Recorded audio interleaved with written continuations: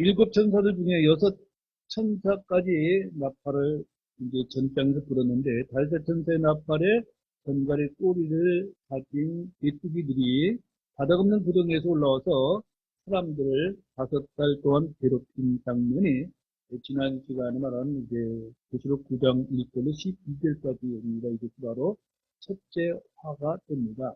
이제 첫째 화와 일곱 천사의 나팔 중에 이제 네 번째까지가 자연재앙이고, 나머지 다섯에서 일곱째가 이제 직접 사람들에게 재앙이 떨어지는 그 정치적으로, 영적으로, 종교적으로 핍박을 받는 그런 화가 되겠죠.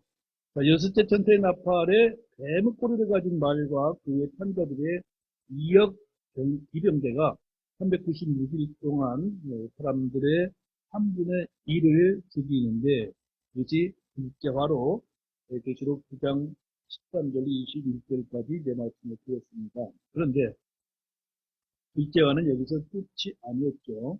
세 가지 화를 선포했던 천사가 둘째화가 지나갔으니 보라, 셋째화가 속히 오리라 하더라. 그래서 11장 14절에 이렇게 말씀을 드리는데, 이것이 바로 계시록 9장 13절로 11절까지 11장 13절까지 둘째 화에 속했던 것입니다.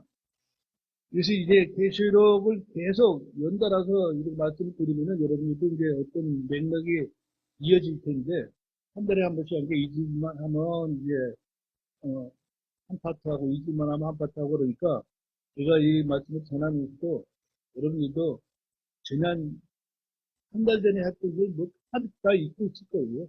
아무래도. 근데 보통 선생님들이 다 이제 그날 설교를 몇 프로 듣고 가느냐, 근데 10%도 안 된다 이런 얘기가 있습니다. 그러면 전주에 무슨 설교 했느냐 기억하는 사람은 5%도 안 된다 이런 말이 있습니다.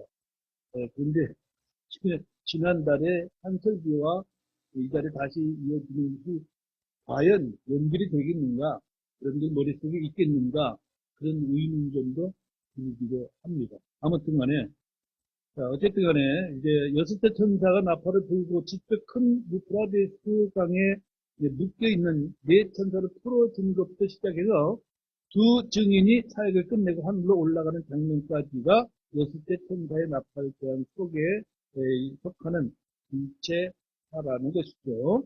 여섯째 천사의 나팔과 일곱째 천사의 나팔 사이에 있는 계시록 10장 1절로 12장 13절을 전혀 다른 내용으로 해서 대개는 합입장이라 이렇게 부르기도 하지만은, 정확히 말하면 이것은 둘째 화에 포함해야 할 내용이다 이렇게 말씀드리고 싶습니다.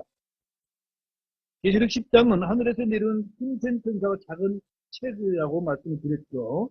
하나님은 이 책을 요한에게 주어 먹게 했고, 요한은 그 책을 받아 먹고 예언을 했습니다. 하늘에서 내려온 흰색 천사는 일곱째 천사가 나팔을 불 때 이 세상 왕국이 그리스도 왕국이 되고 예언자들의 선포한 하나님의 신비들이 이루어진다. 10장 7절에 그렇게 선포를 했습니다. 요한이 선포해야 할 대언이란 바로 무엇인가?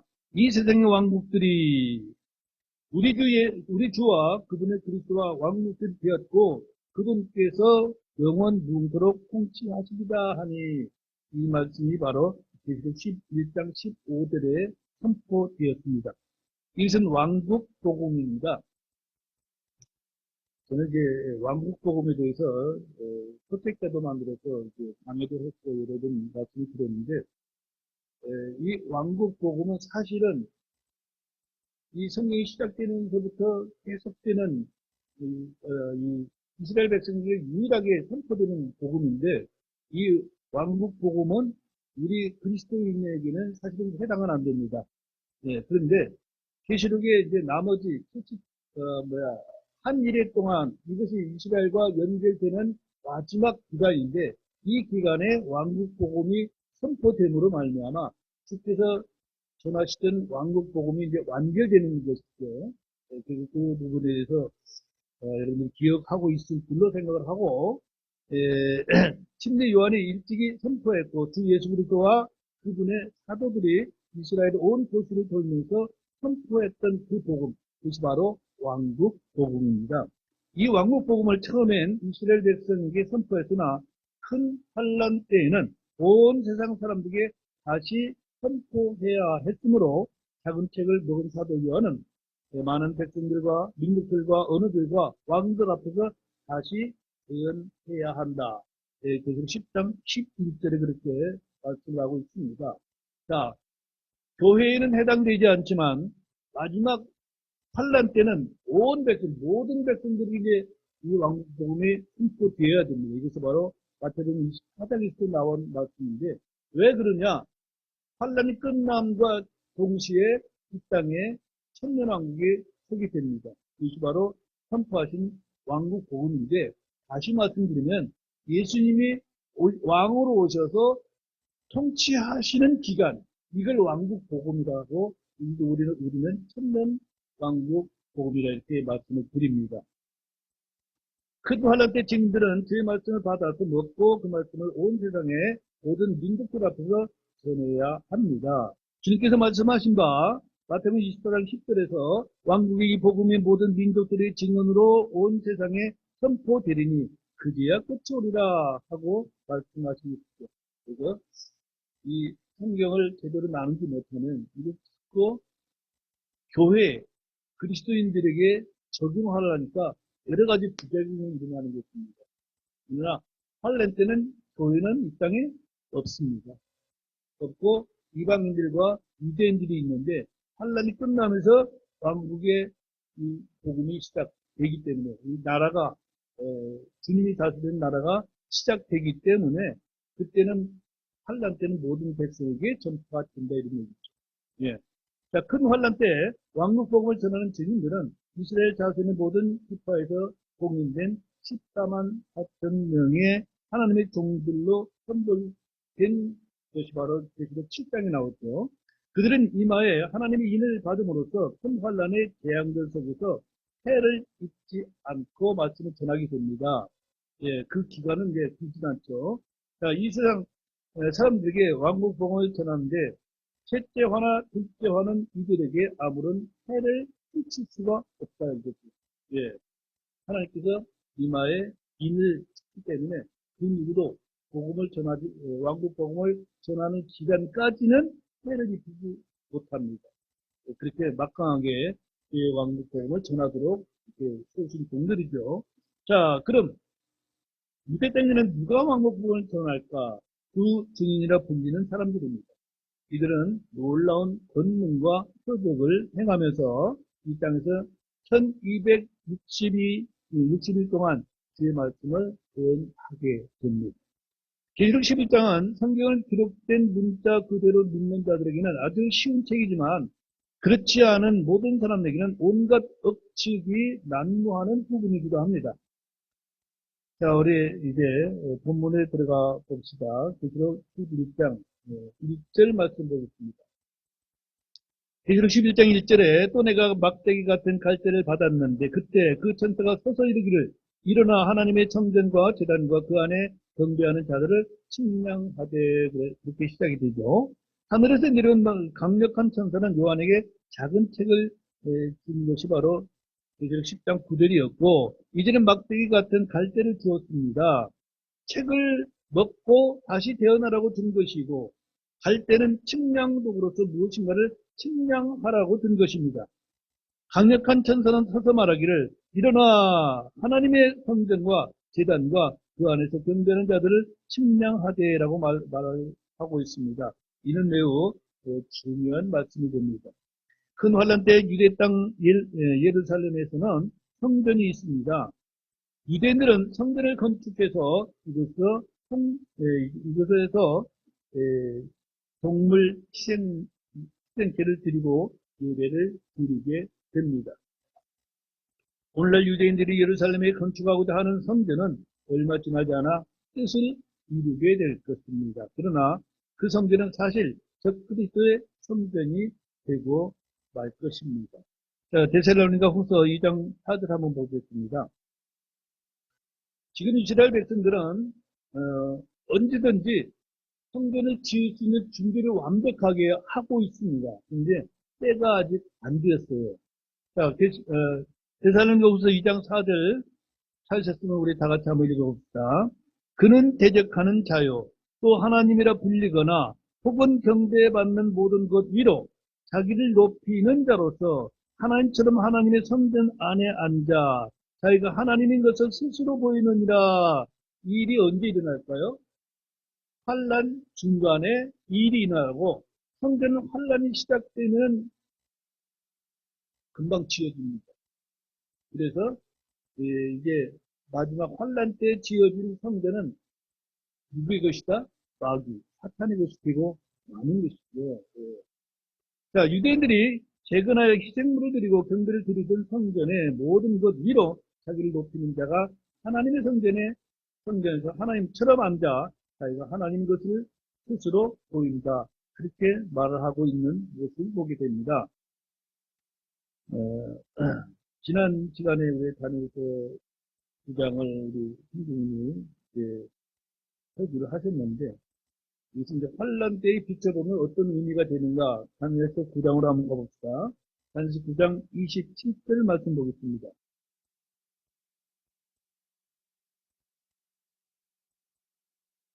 다니엘서 9장 27절. 그가 많은 사람과 한 이래 동안 언약을 확정할 것이며, 그가 그 이래의 한중간에 희생물과 봉헌물을 그치게 하고 가정한 것들로 덮기 위해 심지어 완전히 끝날 때까지 그것을 황폐하게 하리니 작정된 그것이 그 황폐한 곳에 쏟아지리라 하니라. 자, 이제 이스라엘과 헤스볼라가 이제 지금 전쟁을 휴전에 들어갔죠, 그죠? 근데 그건 언제 터질지 모르는 휴전입니다. 네. 어쨌든 간에 이 다니엘서로 통해서 볼 때에 이스라엘 백성이 그 적들과의 싸움에서 승리하고 있고요. 그런데 마지막 전쟁은 집니다. 근데 이제 이스라엘 돕겠다고 하는 무리가 있어요. 뭐 이제 이유가 됐든 뭐가 됐든 그 여러 가지 설이 있지만은, 예. 그 돕겠다고 하던 자들이 결국 환란 중간에는 어떻게 돼요? 자기가 통치하겠다. 이 바로 나서는 사탄이요 적그리스도입니다. 네, 그래서 이제 다니엘서는 그것을 자세히 말씀을 하고 있죠. 나머지 한 이래가 이스라엘 백성들이 주어진 시간입니다. 그것이 바로 7년 대환란이 되겠고, 환란 중간에는 아까 이제 데살로니가후서 2장 4절에서 읽었던 것 같이 자기가 스스로 하나님이다 하면서 이 세상을 이제 마무리 짓기 위한 최악의 발악을 하게 되는 것이 바로 환란입니다. 자, 적그리스도가 불리는 한 사람은 그 이래의 중간에 유대인들의 모든 희생물과 봉헌물을 그치게 합니다. 그런 사람들에게 자신을 경배하게 할 것입니다. 진정의 형상을 세우고 가정한 것을 확산시키게 될 것입니다. 다니엘서 12장 11절에 보면은 날마다 드리는 희생물이 제거되고 황폐하게 하는 가증한 것이 세워질 때부터 1290일이 있습니다. 하나님의 성전을 지었지만은 그래도 이스라엘 돕겠다고 나온 자들이 자기가 하나님이다 하면서 찬탄을 하게 되는 그런 광들 말씀이 들리는 것입니다. 큰 환란 때 지상에 세워진 성전에서 벌어지는 일들은 예언의 시기와 같습니다. 언제 희생물과 봉헌물이 그치도록 하는가? 언제 가정한 것을 성전에 세우는가? 언제 자신을 하나님으로 보이는가? 이런 것들이 모두 예언을 계산할 수 있는 잣대가 될 것입니다. 다니엘은 이 기간을 바로 1290일이라고 확증하고 있습니다. 그런데 이방인들은 42달 동안 짓밟는다 말씀하고 있죠. 주님이 다니엘에게 말씀하신 1290일을 큰 환란에서 육체를 살아남을 자들을 위하여 단축시키겠다. 이것이 바로 마태복음 24장 22절에 말씀하셨습니다. 이 날들이 단축되지 아니하면 어떤 육체도 구원받지 못할 것이나 선택받은 자들을 위해 그 날들이 단축되리라 그렇게 말씀하십니다. 이 구원은 육체를 살려서 천년왕국에 들어가야 되기 때문에 이제 환란을 단축시켜서 그 육체로 살아남아 있을 자들을 보호하고 하겠다는 말씀하고 있는 것이죠. 자, 오늘 이제 이슬 7장 1절에서 강력한 천사가 요한에게 침략하라고 한 것은 세 가지로 하나님의 성전과 또한 제단과 그 안에 경배하는 자들을 이제 침략하라, 즉 개소하라, 잣대를 재보라, 그들을 신앙심을 한번 달아봐라, 이런 여러 가지 표현할 수가 있죠. 이 성전은 하늘의 성전이 아니라 땅에 세워진 성전인데 오늘날 유대인들이나 크리스천들이 이것을 제3성전이라 이렇게 부르게 됩니다. 여러분들이 구약성경을 통해서 이제 솔로몬을 위해서 성전이 세워진 이후로 얼마나 많이 파괴됐고 다시 성전을 세우고 이런 과정들이 여러분들이 성경을 통해서 여러분 읽어보지 않았습니까? 근데 이제 환란 때 세워진 성전을 제3성전이라 이렇게 부른다 이 얘기입니다. 이 성전은 솔로몬 성전, 수르바벨의 성전, 헤롯 성전과 마찬가지로 큰 환란 때 이 땅에 세우게 될 문자 그대로의 성전 건물을 말합니다. 솔로몬의 성전은 이방인 왕 느부갓네살에게 파괴되었습니다. 이것이 바로 BC 583년이고 수르바벨의 성전은 안티쿠스 에피파네스에 의해서 파괴되는데 이것이 바로 BC 168년의 일이었습니다. 헤롯의 성전은 로마의 타이투스 장군에 의해서 파괴되었는데 이것이 AD 70년입니다. 그래서 예수님께서 사역을 마치신 다음에 완전히 파괴되어버리고 말았죠. 자, 유대인들의 성전은 결코 교회 건물이 아니고 교회는 성전이 아닙니다.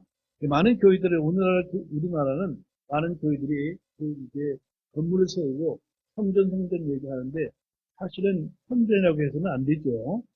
예배당 이게 아마 맞을 겁니다. 여러분들이 이제 큰 교회에 가보신 분도 있겠지만 대개는 다 보지 않았지 별로 알고 있는데 아무튼 그 대예배실 이렇게 써 있는 게 있지만 이제 대성전 소예배실을 소성전 이렇게 부르기도 합니다. 그것은 교회하고 성전을 분간을 못하는 데서 나온 의미고 어떤 의미를 봐가지고는 이제 하나님을 높인다 이런 뜻으로 이렇게 부르기도 하지만은 이것은 옳지는 않습니다. 그런데 그 정도만 알고 있으면 되겠죠. 자, 이렇게 1절에서 막대기 같은 갈대는 침량독으로서 잣대를 말하고 있습니다. 막대기는 징계의 수단이기도 하죠. 이 성전은 큰 환란 때 파괴되고 천년 왕국 때에 이제 예수의 성전이 이 땅에 다시 세워지는데 그 성전은 이제 아마줄과 침략 갈대를 가지고 침략을 하는 모습이 에스겔서 40장에 나옵니다. 하늘의 새 예루살렘에는 성전이 없는 도시입니다. 이 도시의 크기는 금갈대를 가지고 천사들이 침략을 한다. 21장 15절에 나오기도 합니다. 자, 큰 환란 때의 성전은 요한이 직접 막대기 같은 갈대를 받아서 침략을 합니다. 저는 이 성전을 적그리스도의 성전이라 부르는데 이유는 적그리스도가 성전에서 자신을 하나님으로 드러내고 이 성전 전 제단에는 환란 성도들의 목이 되어져 인신 공양으로 짐승에게 드려지고 제단 아래에서는 목베인 자들이 혼이 거하고 이 성전의 뜰은 이방인들의 42달 동안 짓밟히게 되는 것입니다. 참으로 얼마나 이제 이스라엘 백성들은 안타까운 일이 되겠습니까? 하나님의 성전을 지어놨는데 적그리스도가 자기가 하나님이라고 나타나서 이제 하나님께 드리던 어린 양을 이때는 사람들을 처참하게 죽여서 사람들도 하여금 이제 자기한테 존재하도록 하는 장면이 환란 후 13년부터 시작이 된다. 이 말씀이 되겠습니다. 자, 12장 2절입니다. 성전 밖에 있는 뜰은 내버려 두고 침략하지 말라. 그것이 이방인들에게 주어졌으므로 그들이 그 거룩한 도시를 42달 동안 발로 짓밟으리라. 이렇게 말씀합니다. 주님은 성전 밖에 있는 뜰은 내버려 두고 침략하지 말라고 하시는데 이것은 이방인들에게 주셨고 이방인들은 그 거룩한 도시를 42달 동안 발로 짓밟을 것이라고 말씀하고 있습니다. 짓밟는다는 것은 정복해서 지배하고 다스린다는 것과 완전히 파괴한다는 뜻이 있습니다. 이방인들에게 짓밟히는 42달 동안은 후 3년 반임을 우리가 알 수가 있는데, 이 한 일의 중간 기간, 즉, 전 3년 반 동안은 이스라엘이 성전에서 희생물과 봉헌물을 하나님께 드리지만 그들과 맺은 언약은 깨어지고 후 3년 반은 완전히 적그리스도에게 짓밟히게 되는 그런 장면입니다. 예루살렘의 파괴는 역사적으로 여러 번 있었지만 큰 환란 때는 이전과는 차원이 다른 활력과 철저한 파괴가 있을 것임을 알게 됩니다. 마태복음에서 마태복음 24장 21절에 그렇게 말씀하셨죠. 그때 큰 환란이 있을 터인데 세상이 시작된 이래로 이때까지 그런 환란이 없었고 이후에도 결코 없으리라. 그 말씀대로 예루살렘은 피로 가득하게 될 것입니다. 믿는 자들은 죽어나갈 것이고 믿지 않는 자들은 마귀를 하나님이라고 경배할 것입니다. 예루살렘은 영적으로 소돔과 고모라와 같은 곳이 될 것입니다. 성경은 그들이 그 거룩한 도시를 42달 동안 발로 짓밟으리라 이절에 말씀했는데 다니엘서에 이미 이 부분에 대해서 기록하고 있음을 이렇게 말씀을 드렸죠. 다니엘서 7장 25절에서 또 그가 지극히 높으신 분을 대적하여 엄청난 말들을 하며 지극히 높으신 이에 성도들을 지치게 하고 때와 법들을 바꾸려고 생각할 것이며 그들은 한때와 두때와 반때까지 그의 손에 주어지리라. 그렇게 말씀을 하셨습니다. 여기서 한때와 두때와 반때는 이를 다니엘은 42달 혹은 1260일이라고 말씀하고 있죠. 성경 전체적으로 이런 표현은 7번이 나옵니다. 한때, 두때, 반때, 이제 다니엘 7장 25절, 12장 7절, 그리고 12장 14절이 나오고, 42달이라는 말씀은 계속 11장 2절, 오늘 읽은 말씀에서 나오고, 13장 5절에도 42달의 표현이 있습니다. 그리고 1260일 이 이야기는 이제 그 밑에 계시록 7장 3절에, 7장 3절에 또 12장 6절에 그렇게 표현이 나오는데 이는 7년 큰 환란을 둘로 나눈 각각의 3년 반 기간을 그런 모습으로 말씀하고 있습니다.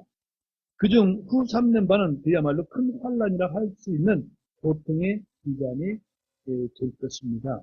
많은 사람들이 큰 환란, 대환란은 사실상 7년이 아니라 후 3년 반, 3년 반이다.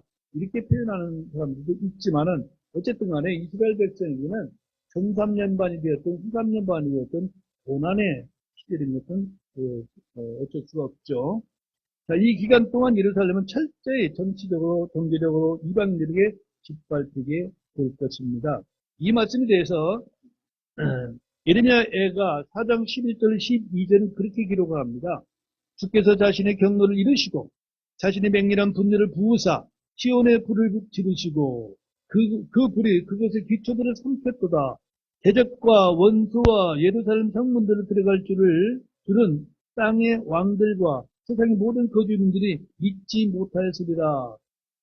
자, 예루살렘이 이방인들에게 발에 짓밟힌다는 사실은 역사가 증명하며 또한 그 기간 사건들은 모두 장차 있을 일들의 모형들에 불과한 것입니다. 그러니까 구약성경 여러 곳에서 동일한 사건을 이 모양 저 모양으로 예언하고 있다는 사실이죠. 주님은 예루살렘의 패망에 대해서 뭐라고 말씀하셨는가 한번 보십시다. 누가복음 21장으로 가봅시다. 누가복음 21장 20절로 24절에 예루살렘 패망에 대해서 미리 말씀을 하셨습니다. 누가복음 21장 20절로 24절입니다. 예루살렘이 군대들이 에워싸이는 것을 너희가 보거든 그곳에 황폐함이 가까이 온 줄 알라. 그때 유대에 있는 자들은 산으로 도망하고 그것에 한가운데 있는 자들은 밖으로 떠나며 시골에 있는 자들은 거기로 들어가지 말지어다. 이날들은 원수가 없는 날들이니 이로써 기록된 모든 것이 성취되리라. 더욱이 그 날들에는 아이벤 자들과 젖먹이는 자들에게 화가 있으리로다. 그 땅에 큰 고난이 있겠고 이 백성에게 진노가 있으리라. 또 그들이 칼날에 쓰러지고 모든 민족들에게 포로로 잡혀갈 것이며 예루살렘은 이방인들의 때가 찰 때까지 이방인들에게 짓밟히리라.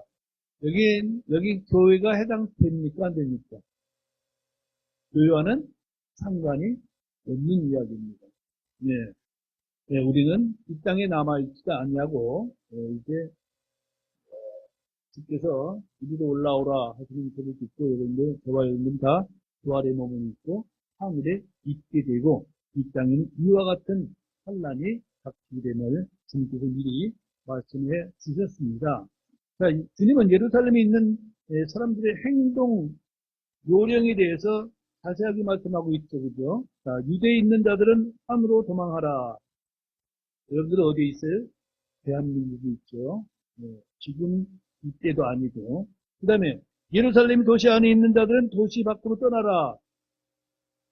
여러분들 어디 있어요? 지금? 인천에 있어요. 예루살렘에 있지 않습니다.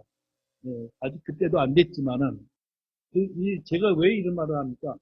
누구에게 해당되는가를 이게 여러분들이 받아들이라는 얘기죠. 세 번째, 시골에 있는 자들은 예루살렘으로 들어가지 말지니라. 저희들은 예루살렘과 전혀 상관이 없습니다. 여러분들이 이제 환란 때까지 살아남아 있다든가 아니면 내일부터 환란이 된다든가 하더라도 여러분들은 후퇴 예루살렘으로 갈 일이 없겠죠, 그죠? 네. 네. 자, 이는 AD 70년의 예루살렘 멸망이 아니라 큰 환란 때에 관한 말씀임을 여러분들이 알 것이고, 맞서 싸우는 것이 아니라 도망가는 것이 주의 뜻입니다. 결사 황제는 무의미한 죽음일 뿐입니다. 도망할 수 있을 때 도망가는 것이 상책입니다. 네, 이제 주님께서는 맞서 싸워야 될 때가 있고 피할 때가 있고 도망할 때가 있죠. 그렇죠? 네. 자, 42개월이라는 기간은 시간을 숨어 지내고 끝까지 견뎌야 그들은 육체로 살아남을 수가 있는 것입니다. 이방인들의 때가 찰 때까지 이방인들에게 짓밟히는 것은 허락된 것으로 어쩔 수 없는 일입니다. 핵으로 무장한다 해서 그들이 완전한 것이 아닙니다. 주의 말씀은 문자 그대로 정확하게 성취될 것입니다. 자, 돌아와서 계시록 11장 3절 말씀 봅니다. 내가 나의 두 증인에게 권능을 주리니 그들이 굵은 배 옷을 입고 1260일 동안 대연하리라. 자, 이제 두 증인이 이제 등장을 합니다. 강력한 천사는 내가 나의 두 증인에게 권능을 주리라고 말씀함으로써 이제 말씀하시는 천사 자신이 주 예수 그리스도임을 우리는 알 수가 있습니다. 힘센 천사가 주 하나님이 아니라면 결코 나의 두 증인이라고 말을 할 수가 없으며 그들에게 권능을 줄 수도 없습니다. 천사는 심부름꾼이지 권능을 누구에게 주고 받고 하는 그런 위치는 아니죠. 그래서 여기서 힘센 천사는 누구라? 주 예수 그리스도라. 그때 우리가 문맥을 통해서 알 수가 있다는 얘기죠. 자, 예수 그리스도는 참 하나님이십니다. 그분은 자신의 증인들에게 권능을 주십니다. 주님은 자신의 사도들에게 성령의 권능을 주셔서 그리스도의 증인이 되게 하셨습니다. 큰 환란 때는 두 증인에게 권능을 주십니다. 내가 나의 두 증인에게 권능을 주리니 라고 하시는데 이 증인들은 사도 요한이나 12사도들 중 그 누구도 주님의 말씀하신 나의 두 증인은 될 수가 없습니다. 큰 환란 때에 1260일 동안 증언할 두 증인은 따로 있습니다. 한때 사도 요한과 야고보는 주의 우편에 앉고 싶어 했음을 우리가 성경을 통해서 알 수가 있죠. 그들은 마가복음 10장 37절에서 뭐라고 말합니까? 그들이 그분께 이르되 선생님께서 영광 가운데 계실 때에 우리가 하나는 선생님의 오른편에 다른 하나는 선생님의 왼편에 앉는 것을 우리에게 허락하옵소서 하였으나 이제 진서기를 하는 것이죠. 그 장래 주님 왕이 되시면요 분분 오른편에 앉아 오른편에 권세를 주세요. 저는 왼편에 권세를 주세요. 예. 그때나 지금이나 뭐 인간은 다 똑같다 이런 생각을 하게 됩니다. 자, 그때 주님은 뭐라고 대답을 하셨죠? 마가복음 10장 40절을 보니까 내 오른쪽과 내 왼편에 앉는 것은 내가 줄 것이 아니니라. 다만 누구를 위해 그것이 예배되었는지 그들이 그것을 받을 것이니라 하시니라. 그렇게 말씀하십니다. 마찬가지로 두 증인은 주님께서 따로 예비해 주셨습니다. 두 증인을 세우시는 것은 율법에 따라 증인의 효력이 있게 하기 위함이지요. 자, 그들은 주의 권능을 받고 붉은 베옷을 입고 1260일 동안 사람들에게 이방인들이 거룩한 도시를 42달 동안 발로 짓밟으리라 이런 선포를 하고 있는 것이죠. 이 두 증인이 입은 옷을 주목해 보십시오. 굵은 베옷을 입었다고 3절에 말합니다. 큰 환란 때 이들을 하는 사역, 증언을 잘 표현해주는 복장이 되겠죠. 큰 환란은 슬픔과 고통의 날들이요, 징계와 심판의 날이며 회개를 구하는 날입니다. 이들의 사역 역시 그러합니다. 두 증인의 사역 기간은 1260일 동안입니다. 그들이 대언한 내용은 앞으로 거룩한 도시를 42달 동안 이방인들이 발로 짓밟으리라 이렇게 말씀하고 있죠. 자, 4절 말씀 보겠습니다. 계시록 12장 4절에 이들은 땅의 하나님 앞에 서 있는 두 올리브 나무요 두 등잔대니라. 이제 두 증인에 대해서 설명을 하고 있습니다. 이 구절에서 대부분의 설교자들과 주석가들은 두 증인이 누구냐 이런저런 해석들을 많이 하고 있습니다. 주님은 자신의 두 증인이 누구인지 이름을 밝혀주지 아니하시고 그들은 땅에 하나님 앞에 서 있는 두 올리브 나무요 두 등잔대니라고 말씀하고 있습니다. 구약과 관련된 말씀을 우리가 볼 때 이 두 증인이 누구를 얘기하고 있는가를 이제 알 수가 있는데 스가랴서 4장 3절에는 또 그것에 옆에 두 올리브 나무가 있는데 하나는 그 잔의 오른쪽에 있고 다른 하나는 그 왼쪽에 있나이다 하니라 그런 말씀이 있습니다. 주께서 스가랴에게 보여주신 것이죠. 스가랴는 이 두 올리브 나무가 무엇인지 알지 못했습니다. 그래서 스가랴서 4장 11절 12절에서 그때에 내가 응답하여 그에게 이르되 그 등잔대 오른쪽과 왼쪽에 있는 이 두 올리브 나무는 무엇이나이까 하고 또 내가 다시 응답하여 그에게 이르되 그 금관을 통해 자기들 밖으로 금기름을 비우는 이 두 올리브 나무 가지는 무엇이나이까? 그것을 환상으로 보고는 했지만 그게 무엇을 의미하는지 알지 못하기 때문에 계속 질문하고 있는 방향을 우리가 볼 수가 있습니다. 스가랴는 두 올리브 나무가 무엇인지 물었고 주님은 등잔대의 오른쪽과 왼쪽에 있는 두 올리브 나무에 대해서 대답을 해주고 있습니다. 그래서 스가랴서 4장 14절에서 계속해서 이에 그가 이르되 이들은 두 명의 기름 부음 받은 자들이며 온 땅의 주 곁에 서는 자들이니라 하더라 그랬습니다. 그 올리브 나무는 성경이 스스로 해석해 주고 있습니다. 이들은 기름 부음 받은 두 사람입니다. 성전이나 교회는 아닙니다. 두 올리브 나무는 기름 부음 받은 두 사람들을 말하고 있습니다. 이들은 온 땅의 주 곁에 서는 사람들로서, 자, 이것이 성경의 이제 해석인데, 그 올리브 나무를 성경과 외경이라고 주장하는 캐톨릭이 주장한 헛소리에 불과합니다. 두 올리브 나무는 성경과 몰몬경이라고 주장하는 몰몬교의 주장도 거짓입니다. 두 올리브 나무를 구약 성경과 탈무드라고 말하는 유대교의 주장 역시 이제 사사로운 해석이 지나지 않습니다. 두 증인을 일컬어 성경과 성경의 열쇠라고 말하는 안식교도들의 주장도 있는데 그럴듯한 추론일 뿐이고 사실은 성경과는 다릅니다. 두 증인은 기름 부음 받은 두 사람으로서 땅에 하나님 앞에 서 있는 자들입니다. 그래서 4절에서 주목할 또 한 가지 표현은 땅의 하나님이라는 표현입니다. 일반적으로 성경에서 하나님은 하늘의 하나님이라 이렇게 불리죠. 그런데 여기서는 하늘은 없고 땅의 하나님이라고만 말씀하고 있습니다. 창세기 24장 3절에서 보면 아브라함이 이삭의 신부를 구하기 위해서 청지기를 보내며 말씀하신 장면이 있는데 창세기 24장 3절에서 내가 너에게 하늘의 하나님이시며 땅의 하나님이신 주를 두고 맹세하게 하리니 이제 아브라함이 종에게 아들의 신부감을 구하러 보낼 때 그 말을 하고 있는 장면입니다. 주 하나님은 하늘과 땅을 창조하신 창조주이시며 하늘의 하나님이시며 또한 땅의 하나님이십니다. 이것을 이제 별개로 나누어서 의미를 부여할 수는 없다 이런 얘기죠. 하나님은 하늘의 하나님만은 아니고 땅의 하나님이다. 이 온 세상을 창조하신 분이시고 모든 것이 그분의 것이다. 이런 의미로 이제 받아들이면 됩니다. 이 땅에 주의 성전을 건축할 때 우리는 하늘과 땅의 하나님의 종들이며라는 말씀이 시간에서 에스라서 5장 11절에도 말씀하고 있고 성전 건축을 하는 장면이 이제 구약성에 있음을 보게 됩니다. 주님은 이사야를 통해서 말씀한 구절도 있는데 이사야서 54장 5절을 보니까 그렇게 말씀하십니다. 이는 너를 만든 자가 네 남편이기 때문이다.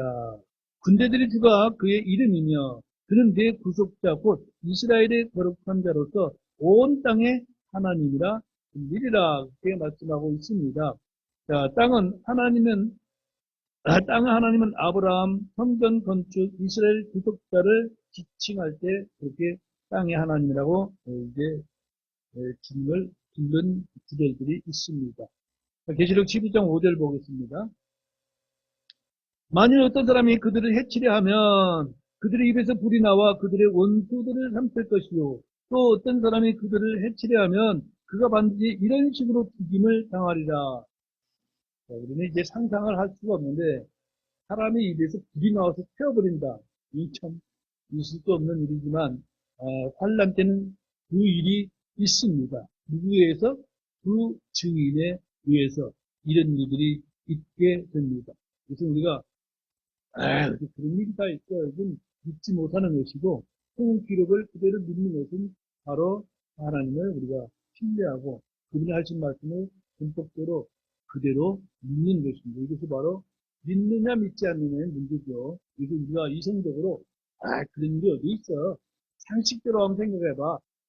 그런 일은 믿음이 없다는 얘기입니다. 자, 주의 권능을 받은 기름 부음 받은 두 올리브나무, 그 등잔대로서 두 증인은 땅에서 1260일 동안 태어나는데 어떤 사람들도 그들의 사역을 막거나 해치지를 못합니다. 만약 누가 그들을 해치기도 하면 그들의 입에서 불이 나와 그들의 원수들을 삼켜버립니다.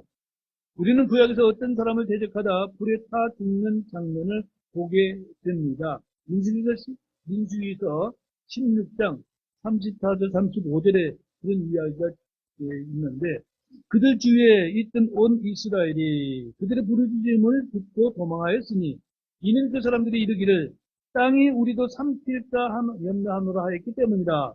주로부터 불이 나와 향을 들인 250명을 태워버렸더라. 예.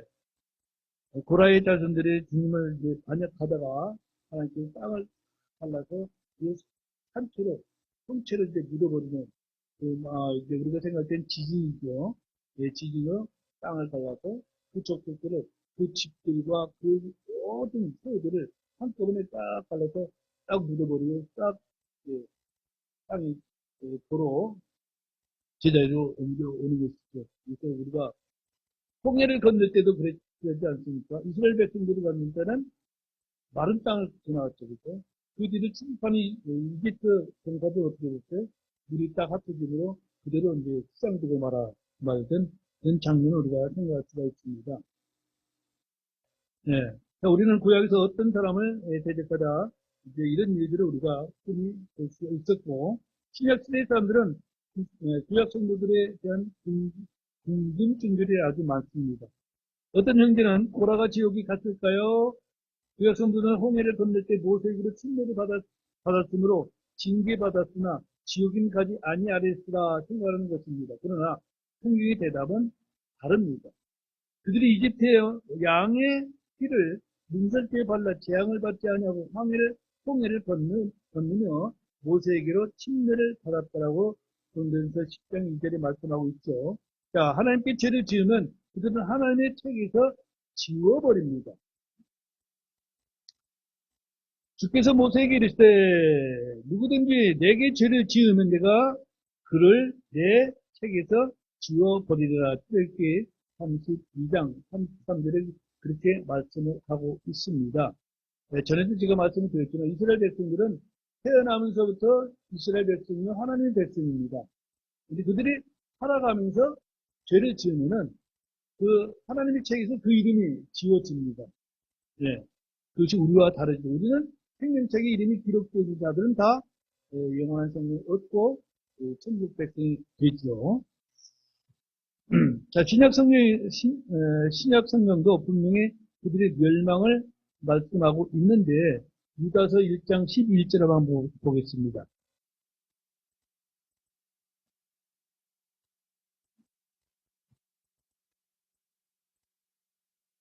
유다서 1장 11절. 그들에게 화가 있을지어다. 그들이 가인의 길로 갔고 대가를 위해 발람의 잘못을 따라 탐욕스럽게 달려갔으며 고라의 반역 가운데서 멸망하였도다.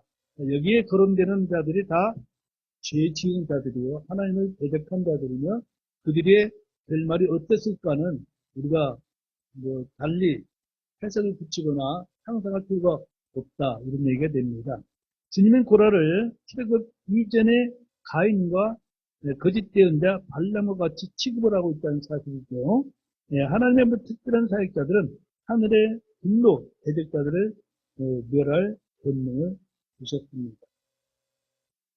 열왕기하 1장 10절로 10절 12절에 보니까 엘리야가 50인 대장에게 응답하여 이르되 내가 만일 하나님의 사람이라면 불이 하늘에서 내려와 너와 네 부하 50명을 태워버리기 원하노라 하매 불이 하늘에서 내려와 그와 그의 부하 50명을 태워버렸더라.